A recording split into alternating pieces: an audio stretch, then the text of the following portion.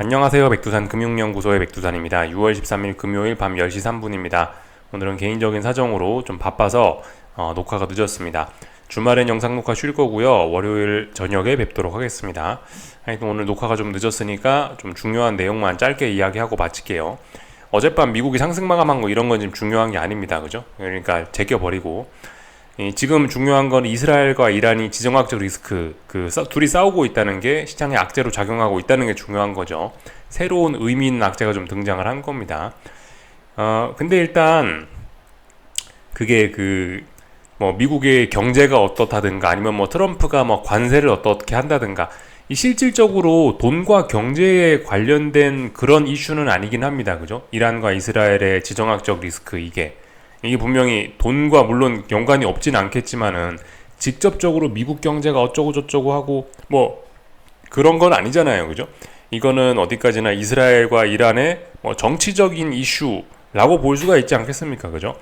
그렇기 때문에 일단 사실 그 이슈의 내용으로 봐서는 이런 거는 일단은 좀 일시적인 조정의 명분으로 보는 게 좀 좋을 것 같긴 합니다. 일단 이슈의 내용으로 봤을 때는 여기서 뭐 심각하게 이제 사건이 막 더 확전되지만 않으면 이런 이슈는 그냥 일단은 지나가는 일시적인 이슈, 막 경제적인 걸로 미국 경제가 휘청인다 그런 것 때문에 하락하는 게 아니고 이런 걸로 하락하는 거면은 작은 충격을 일단 기대하는 게 적합할 것 같긴 합니다. 그래서 이런 이슈라면은 눌림시 매수를 일단 생각하는 게 맞을 것 같아요.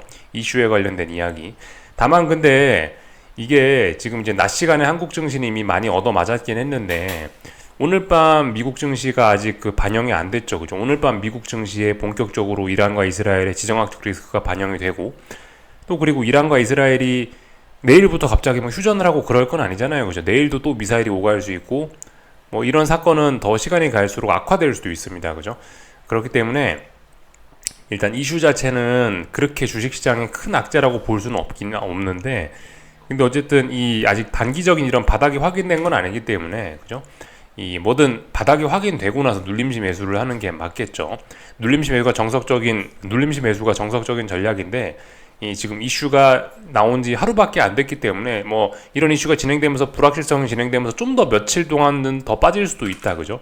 그렇기 때문에 이 눌림시 매수가 정석이긴 하나 이 바닥 확인하는 거 몇 거래일 정도 이 어느 정도 좀 확인이 필요할 겁니다.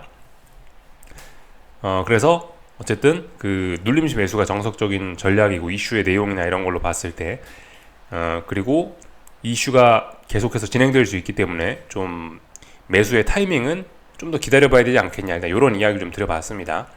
기술적인 이야기를 좀 하자면은 여기 위가 중요한 저항이죠. 그죠? 역사적 저항 나스닥 보고 계십니다. 나스닥에 지금 이제 이 중요한 전고점 저항을 터치하고 나서 조정이 나오는 거죠. 첫 번째 터치하고 첫 번째 이제 막 쏟아지는 거죠. 그죠? 안 그래도 한 번쯤 조정이 나오고 싶었는데 뭐 핑계를 찾다가 이제 이스라엘과 이란의 지정학적 리스크가 마침 울고 싶었는데 딱 뺨을 때려준 그런 격이 됐습니다. 그래서 기술적인 측면으로는 지금 첫 번째 빠지는 겁니다. 눌림시 매수. 기술적으로 보나 이슈적으로 보나 일단은 눌림시 매수가 정석적인 전략이 되겠습니다. 여기에서 눌림시 매수를 했는데 다음번에 올라올 겁니다. 어딘가 올라오다가 여기서 이제 고점을 높이지 못한다. 이러면 이제 쌍고점이 완성이 되고 막 그런 거겠죠. 이런 식으로 쌍고점이 확인되거나 그러면 이제 그때는 반등시 매도 전략, 뭐 그때는 하방 베팅 그런 거를 생각할 수 있을지 모르겠으나 어쨌든 지금 이렇게 한 번 빠지는 겁니다. 그죠?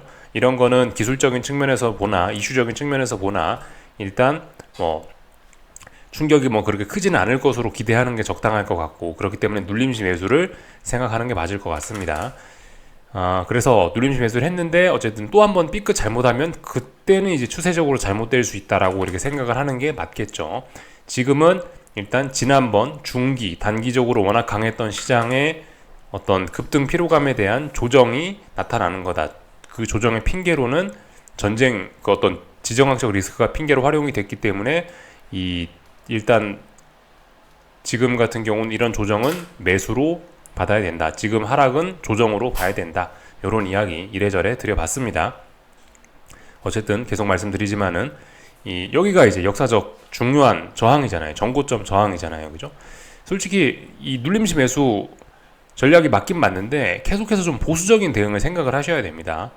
말씀드렸다시피 그죠? 이 위에 있는 역사적 고점을 넘어가서 레벨업을 하면은 신고가 랠리이기 때문에 이러면 이제 이 자리를 넘어가면 이제 좀 자신 있는 매수 뭐 이런 게 가능할 수 있습니다. 아니면 여기서 뭐 지금 지정학적 리스크를 핑계로 해서 조정이 시작되는데 이 조정이 좀 크게 나온다. 그러면은 이제 크게 나오면은 또 빠진 만큼 또 어느 정도 또 먹을 거리가 있을 수 있기 때문에 그러면 이제 또 눌림시 매수 생각하는 게 맞는데 솔직히 지금 이 정도 범위 내에서 지금 이 정도 범위 내에서 조금 빠지는 거를 매수를 해봐야 사실 그렇게 실질적인 이익이 클 것 같지는 않습니다. 솔직히 좀 여기가 저항이잖아요. 그죠? 저항 부근이기 때문에 어쨌든 눌림시 매수가 맞긴 맞으나 너무 신나게 눌림시 매수를 너무 신나게 눌림시 매수를 생각하는 것보다 좀 보수적인 대응을 하는 게 이쪽 위에 부분에서는 그런 게 좀 중요할 것 같습니다. 그래서 전반적인 이야기 드려봤고 나스닥이나 S&P나 둘 다 공통적으로 해당이 됩니다. 뭐 예를 들어서 이제 지금 보시는 건 S&P인데요. 이 눌림시 매수를 한다 하더라도 몇 거래일 동안 이렇게 바닥에 대한 어느 정도 좀 지지력을 보고 나서 매수하는 거 요런 게 좀 이런 모습이 나왔을 때 매수를 하거나 아니면 뭐 5일선을 다시 올라탔을 때 매수를 하거나 어쨌든 그죠 충분한 매수를 하기 전까지는 충분한 좀 확인이 좀 필요하다라는 거 보수적인 접근 요런 이야기를 계속해서 드리고 있습니다. 지금 보시는 건 변동성인데요. 변동성이 지난번 말씀드렸던 중요한 자리를 결과적으로 넘어왔거든요. 이슈를 어떤 악재를 통해서 이란과 이스라엘의 지정학적 리스크를 통해서 이렇게 넘어왔습니다. 지금 이제 대략적으로 이 변동성은 이제 몇 가지 레벨을 나눠서 좀 볼 수 있겠는데 대략적으로 여기 그죠? 그리고 여기 이런 식으로 볼 수 있을 겁니다. 그래서 이쪽 1구간, 2구간 이렇게 두 가지 구간 뭐 이렇게 총 뭐 세 가지 구간 혹은 뭐 요 밑에까지 해서 크게 뭐 네 가지 레벨대로 나눌 수 있겠네요. 그죠? 크게 네 가지 레벨대로 나눌 수 있는데 이쪽 아래로 와야 본격적으로 시장이 좀 안정적인 구간입니다. 그죠? 지금 지정학적 리스크로 이 위에 올라왔으니 이쪽 범위 내에서 움직이는 거는 일단은 어느 정도 좀 어느 정도 좀 생각을 해야 된다 이겁니다. 변동성이 튀어 올랐는데 이번에 자칫 잘못하면 변동성이 여기 위에 정도까지 튀어오를 수 있다라는 거 생각을 좀 하셔야 되겠고 어쨌든 근데 뭐 일단 추세적으로는 이렇게 쭉쭉쭉쭉쭉 죽어 내려가고 있기 때문에 뭐 지금 일단 미국 증시가 뭐 지금 당장 이 정도로 인해서 막 크게 막 자빠진다 큰일 났다 그렇게 생각하기는 아직까지 이릅니다. 그죠? 뭐 좀 전에도 말씀드렸다시피 미국 증시 뭐 하방 베팅이고 추세적으로 하락 그런 걸 이야기하려면 고점에 대한 확인을 충분히 하고 나서 하는 거라고 말씀을 좀 드렸었죠. 변동성 지수도 그와 같습니다. 변동성도 지금 계속해서 일단 죽고 있는 그런 관점인 거고 본격적으로 뭔가 좀 시장에 문제가 생긴다 그러면은 여기에 뭔가 변화가 생기면서 뭐 이쪽 위에 있는 레벨로 올라온다든가 뭔가 좀 그런 변화가 나타날 겁니다. 하여튼 지금 일단은 요 정도 범위 내에서 일단 움직일 수 있다라고 일단 생각을 해야 되긴 될 겁니다.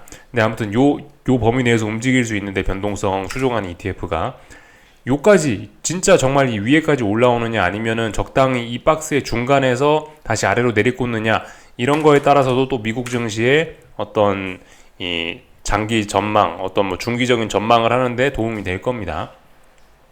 일단은 얘가 다시 이 레벨에 올라왔기 때문에 이번에 자칫 잘못하면은 여기 60 부근까지 올라오면서 좀 소동이 커질 수 있다 생각은 해야 되겠고 근데 만약에 소동이 안 커지고 여기 중간 정도에서 못 올라오고 아래쪽으로 계속 가는 그림이라면은 그러면 이제 미국 증시는 전고점 돌파 한착하는 매우 안정적인 그런 것도 한편으로 기대할 수 있을지도 모릅니다. 변동성을 좀 살펴봤습니다. 전반적인 걸 좀 다 봤고요. 채권입니다. 그죠? 채권 어제 경제 지표들이 괜찮아가지고 채권 계속해서 뭐 상승했습니다. 경제 지표도 괜찮고 채권 입찰도 좀 괜찮았다라고 해요. 아무튼 채권이 근데 분명히 좀 힘이 좀 없긴 없습니다. 지정학적 리스크, 안전자산 선호. 물론 이제 지금 이란과 이스라엘의 그런 지정학적 리스크가 안전자산 선호를 극심하게 불러올 만한 그런 엄청난 소식은 아니라고 생각은 되는데요. 근데 아무튼 그럼에도 불구하고 그런 전쟁 이슈에도 불구하고 이런 여기 있는 저항조차 넘지 못했다는 건 솔직히 조금 좀 채권의 힘이 좀 많이 없어 보이긴 합니다. 전 이 자리 금방 넘어갈 수 있을 거라고 좀 생각을 했는데 아직은 이 자리를 계속해서 좀 저항으로 좀 확인을 하는 모습이라, 물론 고점은 조금씩 높아지고 있지만 고점 그죠? 고점은 높아지고 있으나 오늘 밤에 좀 봐야 될 것 같긴 합니다. 오늘 밤에도 이런 이란과 이스라엘의 지정학적 리스크에도 불구하고 여기 돌파한 장, 여기 그러니까 레벨업을 실패를 하면은 야, 정말 이 고금리 우려를 좀 오랫동안 좀 갖고 가야 될지도 모르겠습니다.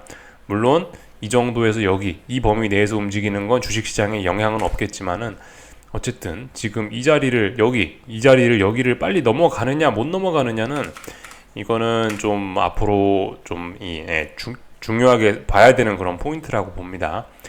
이 자리를 최소한 넘어가 줘야 그래도 좀 시장이 좀 안정될 수 있다. 고금리는 끝났다라고 볼 수가 있는데, 이 지금 지정학적 리스크에도 이걸 못 넘어간다면은 채권은 어쨌든 약간 조금 좀 더 우려를 좀 해야 될 수 있습니다. 장기적으로 봤을 때 장기 금리가 더 올라가는 거 아닌가, 그런 생각을 좀 해야 될 수 있어요. 아무튼 이 당분간은 괜찮다고요. 당분간은 이 채권이 지금 바닥을 확인을 하긴 해서 당분간은 주식시장에 별일은 없을 텐데, 채권 때문에 무슨 일이 나는 일은 없을 텐데 당분간은. 아무튼 오늘 밤에 그 자리를 보자고요. 레벨업 하나 안 하나. 그리고 유로화는 어제 미국 물가가 또 안정이 되면서 달러 약세가 나타나면서 고점을 높였습니다.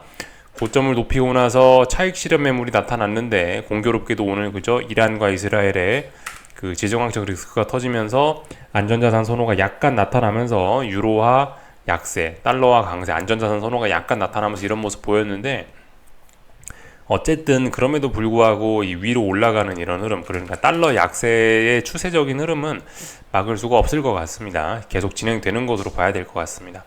차분차분하게 레벨업을 하려고 하는 그런 모습으로 봐야 될 것 같습니다. 달러 약세, 그죠? 달러 약세는 그 원자재와 주식시장에 긍정적이다. 그래서 오늘 지정학적 리스크 때문에 국제유가 급등하고 그죠? 폭등을 했었고 장중에 한 14%까지 올라섰네요. 그리고 금값도 오르고 있습니다. 금값 매우 강하다, 그런 이야기 드렸었죠.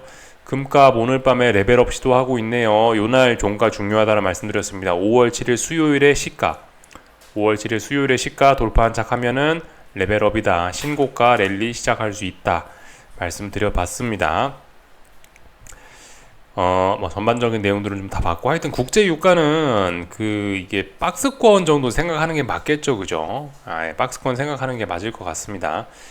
이 급격한 국제 유가의 상승이나 급격한 하락이나 지금 그런 걸 생각하기는 일단은 당분간은 일단 좀 어려울 것 같습니다. 위쪽에 저항도 많고, 그래서 일단 그런 거는 조금 좀 어려울 것 같다, 간단하게 좀 말씀드려봤습니다. 한국 증시는 이제 참 재밌어요, 그죠? 어제가 선물 옵션 동시 만기일이었는데 만기가 끝나고 나서 오늘 드디어 양대 지수가 하락 마감을 딱 했습니다. 여기는 코스닥 선물이 나와야 되는데, 그죠? 이런 식으로 오늘 양대 지수가 하락 마감을 했습니다. 야, 그래도 코스피가 훨씬 강하네요, 그죠? 훨씬 많이 올랐던 코스피가 훨씬 강합니다.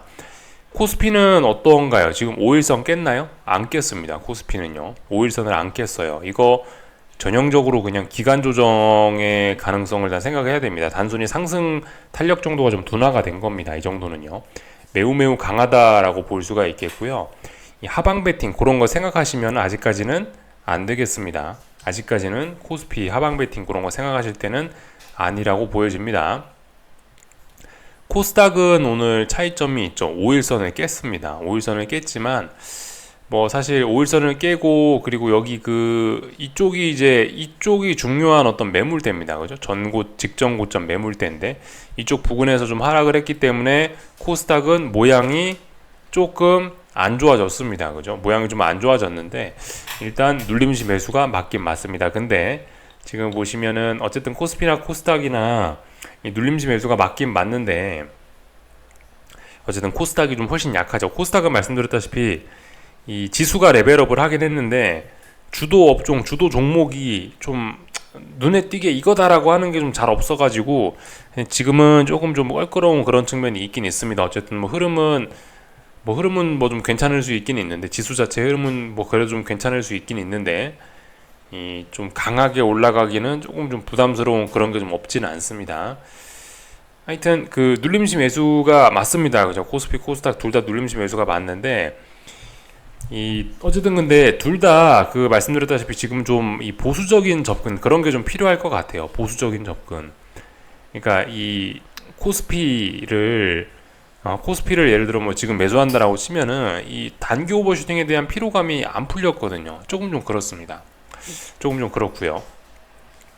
코스닥은 이 좀 빠지긴 빠졌는데 이 단기 바닥에 대한 확인이 또 안 됐어요. 그죠? 그러니까 좀 부담스럽고 또 그리고 말씀드렸다시피 여기가 이제 여기가 이제 직전 고점 자리 저항이잖아요. 저항을 앞두고 있기 때문에 코스닥은 차라리 여기 저항을 넘어가면 레벨업이니까 그런 목표치가 또 여기까지 열리는 겁니다. 그죠? 근데 아직 그 자리를 못 넘어갔기 때문에 어쨌든 저항 부근이니까 보수적인 대응 뭐 그런 거 생각하시면 이해가 쉬우시겠죠. 그게 좀 맞다라고 보여집니다. 그래서 이제 그런 점들 조금 좀 주의를 좀 하셔야 되겠다 싶고요. 어쨌든 그죠? 둘 다 하방 베팅은 아직까지는 좀 검증이 안 됐습니다. 이 꿈틀꿈틀 해야 됩니다. 꿈틀꿈틀.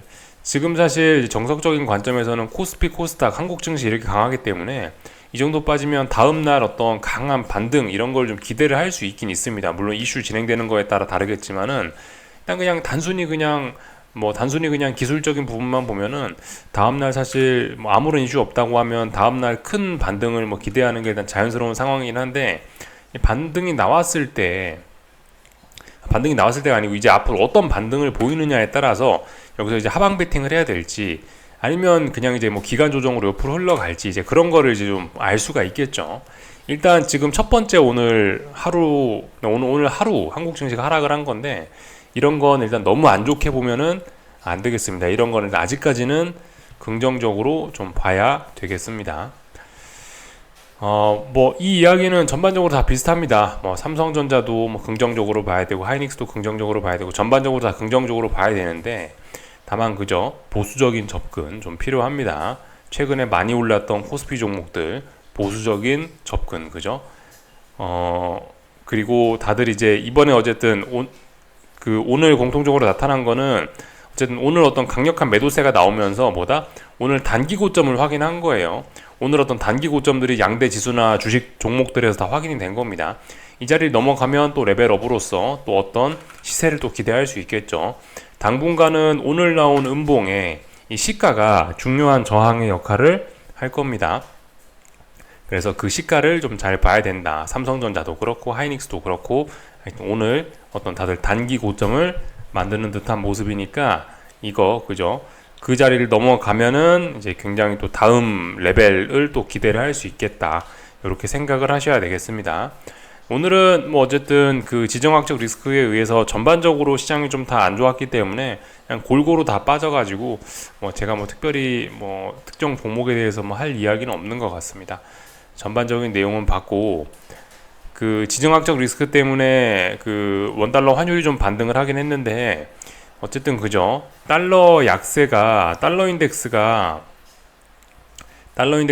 중요한 자리를 어젯밤에 살짝 좀 붕괴시켰던 건 맞기 때문에 이제 달러의 레벨 다운 이런 걸 좀 생각을 하긴 해야 될 것 같습니다. 그죠? 달러가 여기가 중요한 자리였잖아요. 이 자리가 중요한 자리였는데 어젯밤에 좀 살짝 깼었기 때문에 일단은 뭐 계속해서 좀 달러가 약한 뭐 그런 구간으로 일단 좀 봐야 되지 않을까 싶긴 합니다. 좀 더 진행될 수 있다. 요렇게 좀 일단 봐야 될 것 같아요. 그래서 일단 뭐 원달러 환율이 지금 전쟁 때문에 조금 올라오긴 했으나 일단 계속해서 원화 강세 조금 더 이어질 수 있을 것이라고 일단 봐야 될 것 같긴 합니다. 어쨌든 그죠? 이 영상 초반에 말씀드렸다시피 지금 지정학적 리스크가 이제 오늘 하루에 다 끝난다라고 생각할 수 없습니다. 그죠? 좀 더 진행될 수도 있기 때문에 이 눌림시 매수가 정석적인 전략이긴 한데 보수적인 접근 확인하는 뭐 그런 게 좀 굉장히 중요하겠습니다.